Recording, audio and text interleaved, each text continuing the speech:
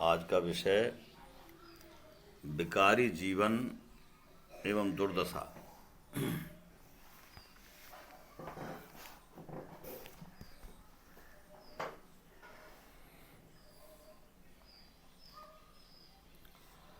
जीवन स्वतंत्र है, यह अपने कर्मों से ही अच्छा बुरा बनता और बिगड़ता या उतार चढ़ाव से भरा रहता है। किसी भी प्राणी को त्रास देना एक बहुत बड़ा जुर्म है, यानी पाप है। विद्रोह की आग से विकार तो उत्पन्न होते हैं, साथ ही यह शरीर नाशवान तथा रोगों का घर है। लोग न जाने विकारों से क्यों कर लगाव रखते हैं, जबकि विकारों से मानव अमानवता की ओर चला जाता है। विकारों से मानव सही नहीं बनता है। प्रकृति में दोनों बातें होती हैं, कहीं फूलों की खेती होती है तो कहीं कांटों का जाल बिछा रहता है। यह बहुत बड़ी विडंबना व दुर्दशा है। क्या हम विकारी जीवन को क्यों कर महत्व देते हैं? यह हमारी बड़ी भूल है। हम जानते हुए भी अनजान काहे को बनते हैं।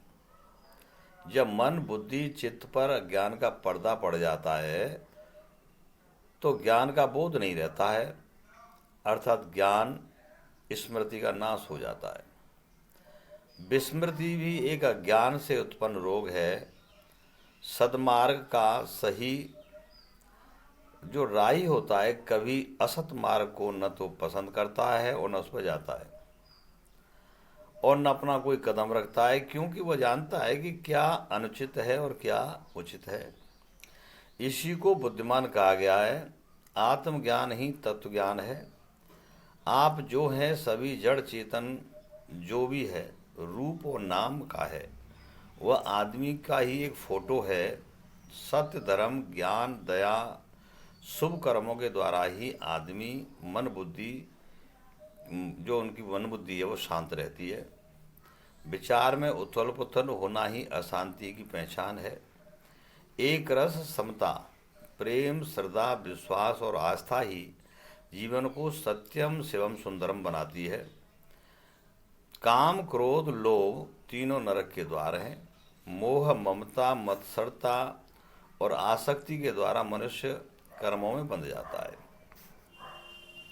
मनुष्य को विकार रहित रहने के लिए संतों के अनुसार पहला स्वास्थ्य।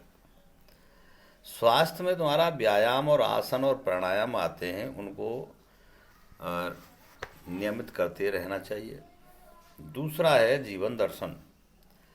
जीवन दर्शन में प्रेम दया श्रद्धा विश्वास साहस और विवेक का होना बहुत जरूरी है। तीसरा है आत्मदर्शन।